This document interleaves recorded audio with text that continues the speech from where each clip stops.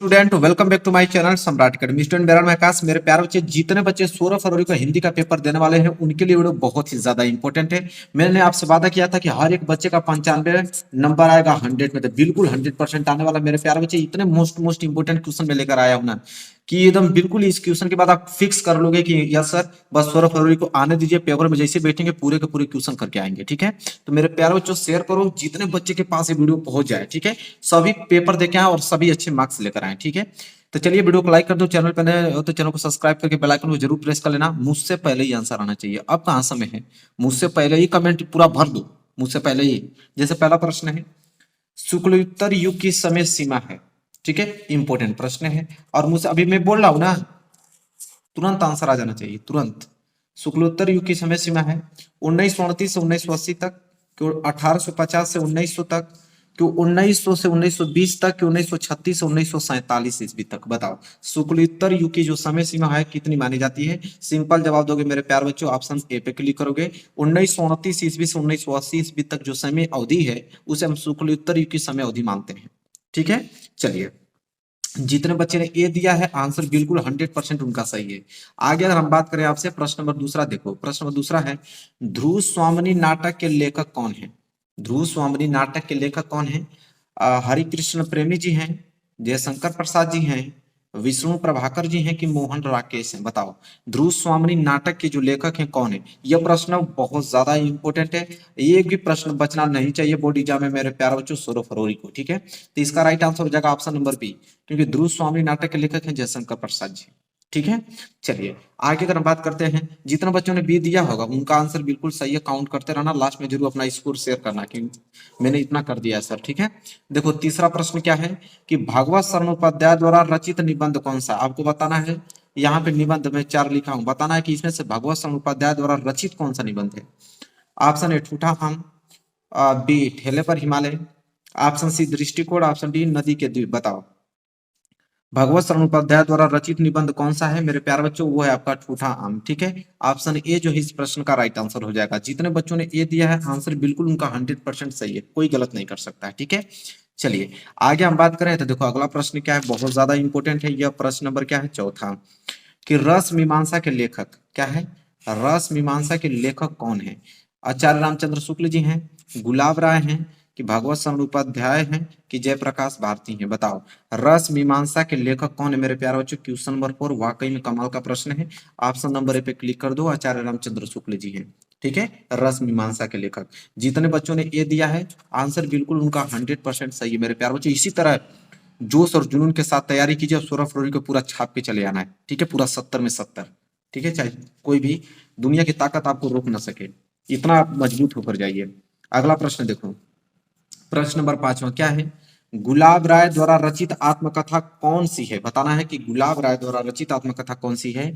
मेरा जीवन प्रवाह है, मन की बातें, मेरी असफलताएं, कि नई पौध? बताइए गुलाब राय द्वारा रचित आत्मकथा कौन सी है मेरे प्यार बच्चों? प्रश्न नंबर 5वां का राइट आंसर क्या होगा? ऑप्शन नंबर सी पे क्लिक करोगे, मेरी असफलताएं। जितने बच्चों ने सी दिया है समझ लीजिए उनका आंसर बिल्कुल 100% सही है। ठीक है, चलिए आगे बढ़ते हैं और अगला प्रश्न देखो क्या है। अगला प्रश्न मेरे प्यार बच्चों यह है कि निम्नलिखित कथनों में से कोई एक कथन सही है, उसे पहचान कर लिखिए। ठीक है, तो बताना है 4 यहाँ पे कथन दिए हुए हैं, इन चारों कथनों में से एक कथन सही है, उसी को पहचान कर लिखना है आप लोगों को। जैसे पहला कथन है, हिंदी प्रदीप पत्रिका के संपादक मुंशी प्रेमचंद्र थे। दूसरा है, तितली कहानी विधा की रचना है। महावीर प्रसाद द्विवेदी सरस्वती पत्रिका के संपादक थे, कि ममता उपन्यास विधा की रचना है। अब इन्हीं चारों में से कोई ना कोई एक कथन सत्य है, आपको पहचान कर लिखना है। तो मेरे प्यारे बच्चों इसका राइट आंसर हो जाएगा ऑप्शन नंबर सी, क्योंकि महावीर प्रसाद द्विवेदी जो हैं सरस्वती पत्रिका के संपादक थे। ठीक है, तो जितने बच्चों ने सी दिया है आंसर बिल्कुल उनका सही है मेरे प्यारे बच्चों। ठीक है, चलिए अगर मैं आगे बढ़ूं और अगला प्रश्न आपसे पूछूं तो देखो प्रश्न नंबर 7वां। प्रश्न नंबर 7वां यह है कि ठलुआ क्लब, देखो ये देखिए, ठलुआ क्लब निबंध के रचनाकार कौन है? बताना है कि ठलुआ क्लब निबंध के रचनाकार कौन है। ऑप्शन ए गुलाब राय जी हैं, कि आचार्य रामचंद्र शुक्ल जी हैं, कि सरदार पुरु सिंह हैं, कि इनमें से कोई नहीं? बताइए मेरे प्यारे बच्चों ठलुआ क्लब निबंध के जो रचनाकार हैं इनमें से कौन है? प्रश्न नंबर 7वां बहुत इंपॉर्टेंट है। ऑप्शन नंबर ए पे क्लिक कर, तो मेरे प्यारे बच्चों गुलाब राय। कौन है? गुलाब राय में। ठलुआ कलब निबंध के रचनाकार कौन है? तो गुलाब राय जी हैं। आगे अगर मैं बात करूं प्रश्न नंबर 8वां, तो जितने बच्चों ने इसका ऑप्शन ए दिया होगा आंसर बिल्कुल सही है। और 8वां प्रश्न देखो क्या है कि भूले बिसरे चित्र के रचनाकार कौन है? भूले बिसरे चित्र के रचनाकार भगवती चरण वर्मा जी हैं, यशपाल हैं, कि प्रेमचंद्र हैं, कि जयशंकर प्रसाद है? बताइए। प्रश्न नंबर 8 में का राइट आंसर क्या होगा? ऑप्शन नंबर ए पे क्लिक कर दो, क्योंकि भूले बिसरे चित्र के रचनाकार जो हैं वो भगवती चरण वर्मा जी हैं। जितने बच्चों ने ए पे क्लिक किया है आंसर बिल्कुल उनका सही है। ठीक है मेरे प्यार बच्चों, प्रश्न नंबर 8वां तक क्लियर हो गया। आगे हम बात करेंगे प्रश्न नंबर 9 की तरफ। देखिए मेरे प्यार बच्चों, प्रश्न नंबर 9 क्या है? एकांकी सम्राट कहा जाता है। देखो, एकांकी सम्राट कहा जाता है किसको? राम कुमार वर्मा को, कि सेठ गोविंद दास को, कि हरि कृष्ण प्रेमी को, कि मोहन राकेश को? बताओ, एकांकी सम्राट कहा जाता है किसको कहा जाता है इन चार ऑप्शनों में से? ठीक है, बहुत प्यारा प्रश्न है। क्वेश्चन नंबर 9 जल्दी से कमेंट करके बताओ, एकांकी सम्राट कहा जाता है किसको? तो मेरे प्यारे बच्चों, इसका राइट आंसर हो जाएगा ऑप्शन नंबर ए पे क्लिक कर दो, राम कुमार वर्मा को एकांकी सम्राट कहा जाता है। ठीक है, तो जितने बच्चों ने ए पे क्लिक किया है उनका आंसर बिल्कुल सही है। आगे अगर हम बात करें तो प्रश्न नंबर 10वां देखो क्या है? झूठा सच। झूठा सच किस विधा की रचना है? बताइए, झूठा सच किस विधा की रचना है? नाटक विधा की, उपन्यास विधा की, कहानी विधा की, निबंध विधा की? बताइए, झूठा सच किस विधा की रचना है मेरे प्यारे बच्चों? तो ऑप्शन बी पे क्लिक कर दो, उपन्यास विधा की। जितने बच्चों ने बी दिया है आंसर बिल्कुल उनका सही है। ठीक है, आगे अगर हम बात करें तो ये प्रश्न तो वाकई में इंपोर्टेंट है कि गोदान किस युग का उपन्यास है? गोदान जो है किस युग का उपन्यास है? शुक्ल युग का, शुक्लोत्तर युग का, द्विवेदी युग का, आधुनिक युग का? बताइए, गोदान किस युग का उपन्यास है मेरे प्यारे बच्चों? प्रश्न नंबर 11 का राइट आंसर क्या होगा? ऑप्शन नंबर ए पे क्लिक कर दो, शुक्ल युग का यह उपन्यास है। जितने बच्चों ने ए दिया है आंसर बिल्कुल उनका सही 100%।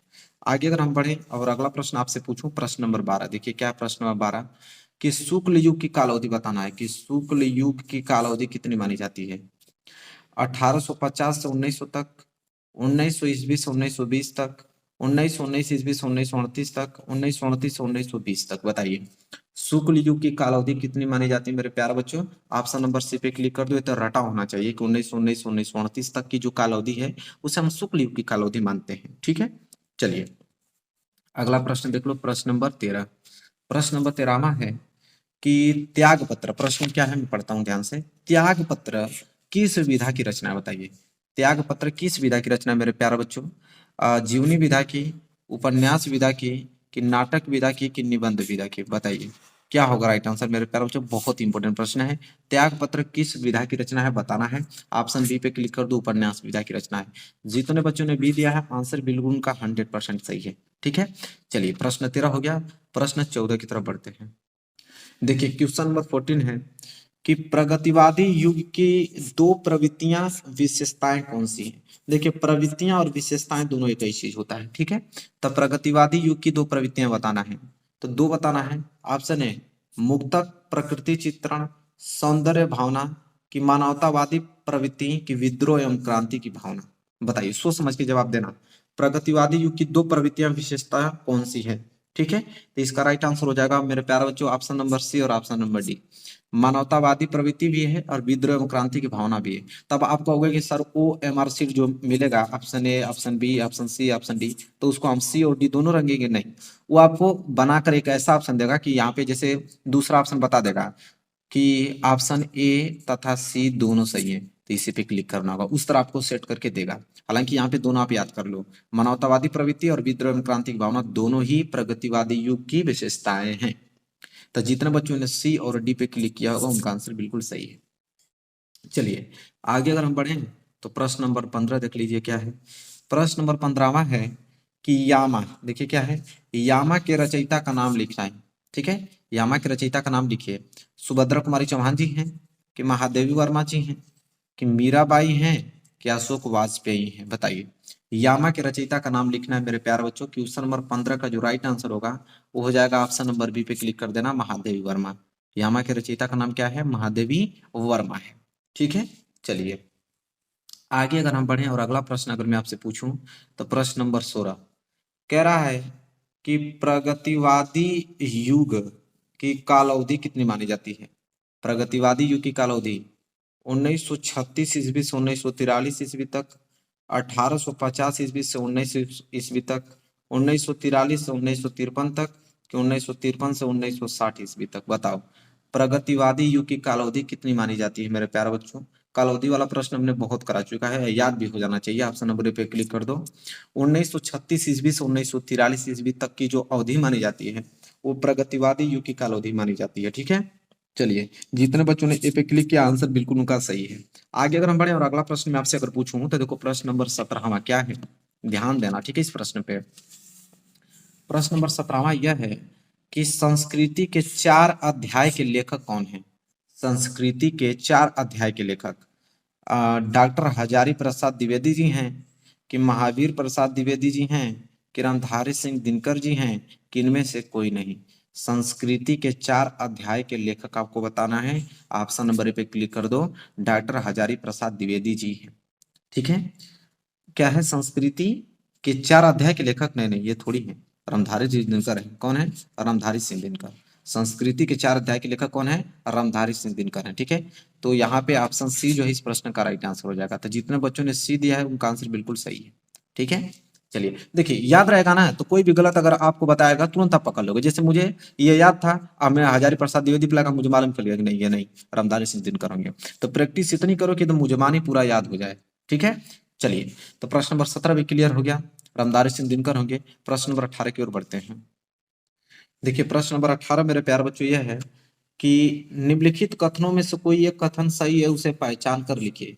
फिर आ गया 4 ऑप्शन दिया है, इसमें से बताना है कौन सा कथन सही है। पहला कथन पढ़ता हूँ, प्रेमचंद एक महाकवि के रूप में प्रसिद्ध हैं। दूसरा कथन है, गुनाहों के देवता उपन्यास के लेखक डॉक्टर धर्मवीर भारती हैं। तीसरा कथन है, ममता के लेखक रामधारी सिंह दिनकर हैं। चौथा है कि मित्रता रामचंद्र शुक्ल की प्रसिद्ध कहानी संग्रह है। ठीक है, बताइए कि प्रश्न नंबर 18 का राइट आंसर क्या होगा? तो आप ऑप्शन बी पे क्लिक करोगे, क्योंकि गुनाहों के देवता उपन्यास के लेखक डॉक्टर धर्मवीर भारती हैं। ठीक है, चलिए अब कुछ लोग सोचेंगे कि मित्रता तो रामचंद्र शुक्ल का प्रसिद्ध कहानी संग्रह, कहानी नहीं है वो निबंध संग्रह है। ठीक है, तो यहाँ पे कहानी नहीं निबंध रहता तो आप कर देते। तो ये छोटी छोटी मिस्टेकें आपको ये याद होना चाहिए। ठीक है, ध्यान देना चाहिए, नहीं तो गलत ऑप्शन करके चले आओगे। आप सोचोगे कि हाँ बस कीजिए, मित्रता को तो रामचंद्र शुक्ल जी ही लिखे हैं। तो उनकी कहानी नहीं निबंध संग्रह है। ठीक है, यहाँ पे कहानी दे दिया है। राइट आंसर ये होगा कि गुनाहों की देवता ये एक उपन्यास है और इसके लेखक डॉक्टर धर्मवीर भारती जी हैं। तो बिल्कुल सही है, क्योंकि गुनाहों के देवता उपन्यासी ही है। बिल्कुल, चलिए तो जितने बच्चों ने यहाँ पे बी दिया है आंसर बिल्कुल उनका क्या है, सही है। आगे अगर हम बढ़े 19वां प्रश्न देखिए क्या है। प्रश्न नंबर 19 मेरे प्यारे बच्चों, कि नीड का निर्माण किसकी रचना है? नीड का निर्माण किसकी रचना है? हरिवंश राय बच्चन जी की, पांडे वेचन उग्र की, कि डॉक्टर राजेंद्र प्रसाद की, कि इनमें से कोई नहीं? बताइए नीड का निर्माण किसकी रचना है? क्वेश्चन नंबर 19 बहुत कमाल का प्रश्न है। तो नीड का निर्माण किसकी रचना है? तो वो है आपका हरिवंश राय बच्चन जी की। ऑप्शन ए जो है इस प्रश्न का राइट आंसर हो जाएगा। तो जितने बच्चों ने ए पे क्लिक किया है आंसर बिल्कुल उनका 100% सही है। ठीक है, कोई गलत नहीं कर सकता है। आगे अगर हम बढ़े और प्रश्न नंबर 20वां अगर मैं आपसे पूछूं तो प्रश्न नंबर 20वां यह है कि भारतीय संस्कृति नामक निबंध के लेखक हैं। भारतीय संस्कृति जो चैप्टर है उसके निबंध के लेखक कौन है?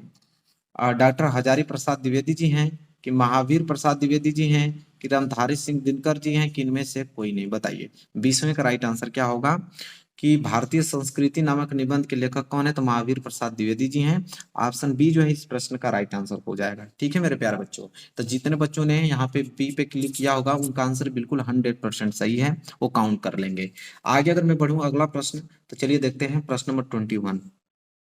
देखिए प्रश्न नंबर 21 जो है मेरे प्यारे बच्चों वो है कि निम्न में से रीति काल की काल अवधि है, बताना कि रीति काल की काल अवधि कितनी मानी जाती है? 1643 ईस्वी से 1843 ईस्वी तक, 1343 ईस्वी से 1643 ईस्वी तक, 743 ईस्वी से 1343 तक, कि 1843 से आज तक? बताओ निम्न में से रीति काल की जो काल अवधि मानी जाती है कितनी मानी जाती है मेरे प्यारे बच्चों? कमेंट करके बताइए। ऑप्शन नंबर पे क्लिक कर देना।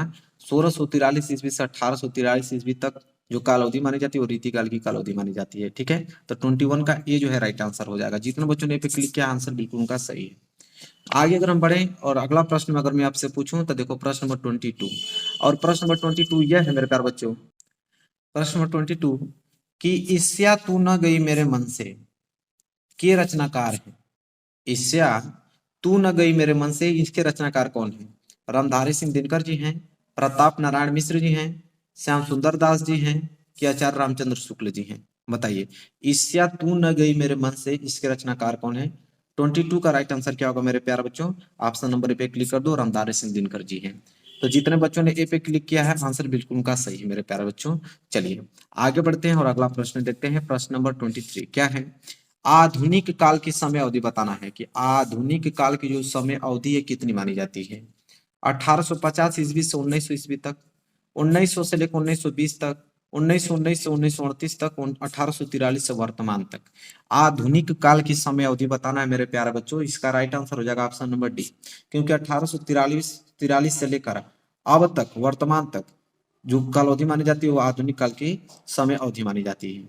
ठीक है, चलिए आगे अगर अगला प्रश्न में अगर पूछें आपसे तो वो प्रश्न है आपका 24, और प्रश्न नंबर 24 ये है मेरे प्यारे बच्चों कि निम्न में से रीतिकाल की मुख्य प्रवृत्तियां विशेषताएं कौन सी हैं? अब रीतिकाल की यहाँ पे प्रवृत्तियां और विशेषताएं बताना है। पहला है श्रृंगार रस की प्रधानता, दूसरा है काव्य में कला पक्ष की प्रधानता, और तीसरा है विकल्प क व ख दोनों, और ऑप्शन डी जो है मैथिली शरण गुप्त है। तो इसका राइट आंसर हो जाएगा ऑप्शन नंबर सी पे क्लिक करना है, क्योंकि देखो श्रृंगार रस की प्रधानता भी आप लोगों का रीतिकाल की विशेषता है, और काव्य में कला पक्ष की प्रधानता भी, इसलिए क और ख दोनों होगा राइट आंसर, मतलब सी। जितने बच्चों ने सी पे क्लिक किया है आंसर बिल्कुल उनका सही है। ठीक है, चलिए आगे बढ़े और अगला प्रश्न अगर मैं आपसे पूछूं तो वो प्रश्न नंबर 25 है, उसको देखते हैं। देखो अगला प्रश्न है 25 प्रश्न क्या पूछ रहा है यहाँ पे कि निम्न में से छायावाद की दो प्रवृत्तियां विशेषताएं कौन सी हैं? अब छायावाद की यहाँ पे विशेषता बताना है आपको। ठीक है, वो भी दो। पहला है मुक्तक प्रकृति चित्रण, दूसरा है कविता में हास्य और व्यंग्य के पुट का समावेश, तीसरा है श्रृंगार और प्रेम वेदना, चौथा है प्रकृति का मानवीकरण। तो इसमें से दो आपको बताना है, इसमें से कोई ना कोई दो छायावाद की प्रवृत्तियां हैं, कमेंट करके बताइए। ठीक है, तो ये हो जाएगा ऑप्शन नंबर सी और ऑप्शन नंबर डी, क्योंकि देखो श्रृंगार और प्रेम वेदना और प्रकृति का मानवीकरण ये दोनों जो है ना छायावाद की मुख्य प्रवृत्तियां हैं। ठीक है, दोनों याद होने चाहिए आपको। चलिए आगे अगर हम बढ़े और अगला प्रश्न मैं आपसे पूछूं 26, देखो क्या है? प्रयोगवादी, अब यहाँ पे आ गया प्रयोगवादी युग की काल अवधि 1960 ईस्वी से 1971 ईस्वी तक, 1943 से 1953 तक, 1871 से अब तक, और 1900 ईस्वी से 1918 तक। बताइए प्रयोगवादी युग की जो काल अवधि है कितनी मानी जाती है मेरे प्यारे बच्चों? तो 26 का जो है बी राइट आंसर है। 1943 ईस्वी से 1953 ईस्वी तक की जो काल अवधि मानी जाती है वो प्रयोगवादी युग की काल अवधि मानी जाती है। ठीक है, चलिए आगे अगर प्रश्न पूछूं प्रश्न नंबर 27 देखो क्या है कि निम्न में से, प्रश्न यह है कि निम्न में से आधुनिक काल की जो विशेषता है कौन सी है? निम्न में से आधुनिक काल की विशेषता कौन सी है? ऑप्शन ए जीवन के यथार्थ की प्रधानता, ऑप्शन बी बौद्धिकता की प्रधानता, ऑप्शन सी विकल्प क और ख दोनों, और ऑप्शन डी मुक्तक काव्य की प्रमुखता। तो देखो आधुनिक काल की विशेषता पूछ रहा है मेरे प्यारे बच्चों, ऑप्शन सी पे क्लिक कर दोगे कि विकल्प क और ख दोनों है, क्योंकि जीवन के यथार्थ की प्रधानता भी और बौद्धिकता की प्रधानता भी, ये दोनों ही जो है ना वो आधुनिक काल की विशेषताएं हैं, दोनों ही याद होने चाहिए आपको। ठीक है, तो विकल्प क और ख दोनों हो जाएगा 27 का। आगे अगर प्रश्न पूछो 28, देखो प्रश्न नंबर 28 क्या है? प्रश्न नंबर 28 है मेरे प्यारे बच्चों कि भारतेंदु युग किस काल के अंतर्गत आता है? भारतेंदु युग किस काल के अंतर्गत आता है? भक्ति काल, रीति काल, आधुनिक काल, आदि काल। तो भारतेंदु युग किस काल के अंतर्गत आता है मेरे प्यारे बच्चों? आप लोगों को बताना है। ऑप्शन सी पे क्लिक करोगे, आधुनिक काल के अंतर्गत आता है। तो जितने बच्चों ने सी दिया है बिल्कुल उनका आंसर सही है। तो देखो 28 हो गया, अब 29 की तरफ बढ़ते हैं। देखो मेरे प्यारे बच्चों अगला प्रश्न यह है 29 कि गुनाहों के देवता उपन्यास के लेखक हैं। गुनाहों के देवता उपन्यास के लेखक कौन है? धर्मवीर भारती, जयशंकर प्रसाद, अज्ञय, किला चंद्र जोशी। गुनाहों के देवता उपन्यास के लेखक कौन है मेरे प्यारे बच्चों? 29 का राइट आंसर क्या होगा? बहुत प्यारा प्रश्न है, ठीक है। ऑप्शन नंबर ए पे क्लिक कर दो। कौन है? धर्मवीर भारती जी हैं। गुनाहों के देवता उपन्यास के लेखक कौन है? धर्मवीर भारती जी हैं। तो जितने बच्चों ने ए पे क्लिक किया है, आंसर बिल्कुल उनका क्या है? सही है, ठीक है। चलिए अगला प्रश्न अगर मैं आपसे पूछूं, प्रश्न नंबर तीसरा, चिंतामणि निबंध संग्रह है किसके? चिंतामणि निबंध संग्रह है रामचंद्र शुक्ल का, महावीर प्रसाद द्विवेदी का, यशपाल का कि जैनेन्द्र का? बताइए। चिंतामणि निबंध संग्रह है, तो ये तो बहुत सिंपल क्वेश्चन है और ऑप्शन नंबर ए पे ही क्लिक करोगे। मुझे मालूम है कि क्यों चिंतामणि निबंध संग्रह किसका है? रामचंद्र शुक्ल जी का, ठीक है। तो तीसवें का जितने बच्चों ने ए दिया है, आंसर बिल्कुल उनका सही है, ठीक है। चलिए ये भी प्रश्न क्लियर हो गया। आगे अगर मैं प्रश्न आपसे पूछूं, वो प्रश्न है आपका 31 प्रश्न यह है कि गबन क्या है? गबन उपन्यास है किसका? प्रेमचंद्र जी का, प्रसाद जी का, निराला जी का, अज्ञय का? तो गबन उपन्यास है किसका आपको बताना है। 31 का राइट आंसर क्या होगा? और ऑप्शन ए पे ही क्लिक करोगे क्योंकि प्रेमचंद्र जी है, ठीक है। गबन उपन्यास किसका है? प्रेमचंद्र जी का है। और जितने बच्चों ने ए पे क्लिक किया, आंसर बिल्कुल सही है। और इसी के साथ अगर मैं अगला प्रश्न आपसे पूछ लूं, प्रश्न नंबर 32, कि आकाशदीप और ममता कृति है किसकी? जयशंकर प्रसाद जी की, हजारी प्रसाद द्विवेदी जी की, प्रेमचंद की कि दिनकर जी की? तो आकाशद्वीप और ममता ये दोनों जो कृति है वो किसकी है बताना है आप लोगों का। तो ऑप्शन ए पे क्लिक कर दो क्योंकि ये दोनों कृति जो है जयशंकर प्रसाद जी की है। इनकी जयशंकर प्रसाद जी की। तो 32 का ए जो है राइट आंसर हो जाएगा। जितने बच्चों ने ए दिया आंसर बिल्कुल सही है। अगला प्रश्न अगर मैं आपसे पूछ लूं, और वो प्रश्न है 33, गेहूं और गुलाब। गेहूं और गुलाब किसकी रचना है बताना है। रामविलास शर्मा जी की, राम वृक्ष बेनीपुरी की, प्रेमचंद की कि महादेवी वर्मा की? गेहूं और गुलाब किसकी रचना है आपको बताना है। 33 का राइट आंसर क्या होगा मेरे प्यारे बच्चों? ऑप्शन बी पे क्लिक कर दो, राम वृक्ष बेनीपुरी की। गेहूं और गुलाब किसकी रचना है? तो राम वृक्ष बेनीपुरी की है, ठीक है। तो जितने बच्चों ने बी पे क्लिक किया है, आंसर बिल्कुल उनका 100% सही है मेरे प्यारे बच्चों। चलो तो यहाँ आपका 33 प्रश्न यहाँ करा दिया हमने और अगला प्रश्न बढ़ेंगे 34 प्रश्न की तरफ। देखिए अगला प्रश्न है आपका 34, छायावादी युग के प्रमुख लेखक हैं। अब चार ऑप्शन दे दिया, अब आपको बताना होगा कि छायावादी युग के लेखक कौन है इसमें से, ठीक है। Option A Yashpal, option B Vrindavan Lal Verma ji, option C Ram Kumar Verma ji और ऑप्शन डी जो है भारतेंदु हरिश्चंद्र। बताइए छायावादी युग के जो प्रमुख लेखक हैं वो कौन है? तो 34 का राइट आंसर हो जाएगा मेरे प्यारे बच्चों, option number C Ram Kumar Verma ji. ये जो है ना छायावादी युग के प्रमुख लेखक हैं। तो 34 का सी, जितने बच्चों ने सी दिया आंसर बिल्कुल सही है। और अगला प्रश्न दिख रहा है 35, बताइए अजात शत्रु क्या है? अजात शत्रु किस विधा की रचना है बताना है।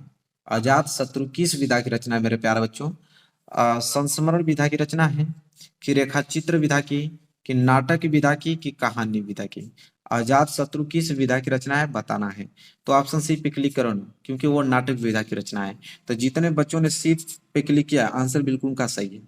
आगे अगर मैं अगला प्रश्न आपसे पूछूं, प्रश्न नंबर 36 क्या है कि तितली, प्रश्न क्या है कि तितली उपन्यास है किसकी? तितली उपन्यास है जयशंकर प्रसाद जी की, जैनेन्द्र की, प्रेमचंद्र जी की कि यशपाल की?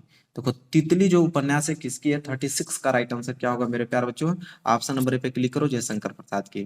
तितली उपन्यास किसकी है? जयशंकर प्रसाद जी की। तो जितने बच्चों ने ए पे क्लिक किया है आंसर बिल्कुल उनका 100% सही है, ठीक है। चलिए अगला प्रश्न देखो, अगला प्रश्न है 37, क्या है 37? आंसू, देखो क्या है, आंसू के रचनाकार कौन है? अयोध्या सिंह उपाध्याय हरिऔध हैं कि मैथिली शरण गुप्त जी हैं कि महादेवी वर्मा जी हैं कि जयशंकर प्रसाद जी हैं? बताइए आंसू के रचनाकार कौन है। 37 का राइट आंसर क्या होगा? और ऑप्शन डी पे आप क्लिक करोगे, जयशंकर प्रसाद जी। आंसू के रचनाकार कौन है? जयशंकर प्रसाद जी, ठीक है। तो ये भी प्रश्न क्लियर हो गया ना। अगला प्रश्न अगर मैं आपसे पूछूं वो प्रश्न है 38, क्या है 38? देखिए अर्धनारीश्वर के रचयिता हैं। अर्धनारीश्वर के रचयिता कौन है? सुमित्रा नंदन पंत जी हैं कि रामधारी सिंह दिनकर जी हैं कि तुलसीदास हैं कि मैथिली शरण गुप्त जी हैं। अर्धनारीश्वर की जो रचयिता है मेरे प्यारे बच्चों, ऑप्शन बी पे क्लिक कर दो, रामधारी सिंह दिनकर जी हैं। अर्धनारीश्वर के रचयिता रामधारी सिंह दिनकर जी। ठीक है, तो जितने बच्चे बी पे क्लिक किए हैं आंसर बिल्कुल उनका 100% सही है। ठीक है, चलिए अगला प्रश्न अगर मैं आपसे पूछूं, वह है प्रश्न आपका 39। देखिए प्रश्न नंबर 39 क्या है कि तुलसीदास क्या है, तुलसीदास द्वारा लिखा गया महाकाव्य कौन है इन चारों ऑप्शन में से? प्रेम माधुरी, की गंगा लहरी, की विष्णु लहरी, की श्री रामचरितमानस। तो तुलसीदास द्वारा लिखा गया महाकाव्य कौन है मेरे प्यारे बच्चों? ऑप्शन डी पे क्लिक कर दो, वो है कौन? श्री रामचरितमानस। ठीक है, चलिए तो ये भी प्रश्न क्लियर हो गया। और अगला प्रश्न देखो, प्रश्न नंबर 40वां क्या है कि मित्रता। प्रश्न यहाँ पूछा है कि मित्रता निबंध के रचनाकार कौन है? आचार्य रामचंद्र शुक्ल, विद्यानिवास मिश्र, कि कुबेरनाथ राय, कि गुलाब राय। तो मित्रता निबंध है जिसका रचनाकार ऑप्शन ए है कौन? आचार्य रामचंद्र शुक्ल जी हैं। तो जितने बच्चों ने ए पे क्लिक किया है आंसर बिल्कुल का 100% सही है। तो मेरे प्यारे बच्चों 40 प्रश्न हमने बताया, अब इससे बाहर नहीं जाएगा ना ऑब्जेक्टिव, मतलब इतना याद हो गया तो मतलब काम बन गया आप लोगों का ना। अब जाइए 16 फरवरी का अपना एग्जाम दीजिए और 20 में 20 ऑब्जेक्टिव करके आइए, समझ रहे हैं? ठीक है, तो तैयारी परिपूर्ण कराई जा रही है। और इस वीडियो को लाइक करो और देखो वीडियो को शेयर कर दो, ताकि जिसके पास ना पहुंच पाए वीडियो उसके पास भी पहुंच जाए और वो भी बेचारा पास हो जाए। भलाई सबका कीजिए आप लोग, ठीक है। चलिए तो मिलेंगे नेक्स्ट वीडियो में, तब तक के लिए धन्यवाद। जितने बच्चे अभी चैनल को सब्सक्राइब नहीं किए तुरंत सब्सक्राइब कर लें, ठीक है, क्योंकि ये जर्नी पूरी लास्ट तक आप लोगों का साथ में दूंगा।